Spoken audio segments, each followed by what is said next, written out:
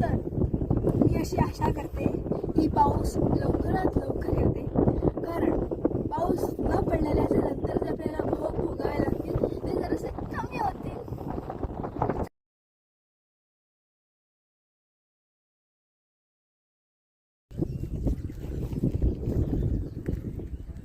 आता मी आहे सह्याद्रीच्या कुशीत. म्हणजे कुठे तर आपल्या खोरनिंखो डॅमवर. तर दरवर्षी आम्ही जुलै महिन्यातच येतो.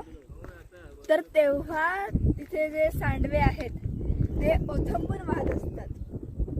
पण यावर्षी ते आम्ही मिस करतोय. हे जे तुम्हाला धरण दिसतंय हे सुद्धा पूर्ण भरलेलं असतं आणि हे सगळं आम्ही आता मिस करतोय. का तर पावसाळ्यामुळे म्हणजे पावसामुळे, कारण पाऊसच पडलेला नाहीये. पाऊस कमी पडण्यात कुठे ना कुठे आपणच जबाबदार आहोत. तर यावेळी आपण अशी प्रार्थना करूया की पाऊस लवकर येऊ दे, जोरदार पडू दे आणि त्याच्या पुढे हे धरण भरलेलं मी तुम्हाला दाखवेनच. आता हे जे विशाळगडचे डोंगर तुम्ही बघताय हे पावसाळ्यात पाऊस जेव्हा पडतो हे बघताना एवढे सुंदर वाटतात.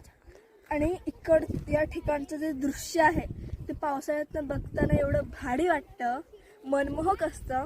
आणि आता मी इथे आज येऊन हे सगळं मिस करते. तर आता परत जोरदार पाऊस पडला तर मी नक्कीच परत येईन आणि तुम्हाला सुद्धा दाखवेन.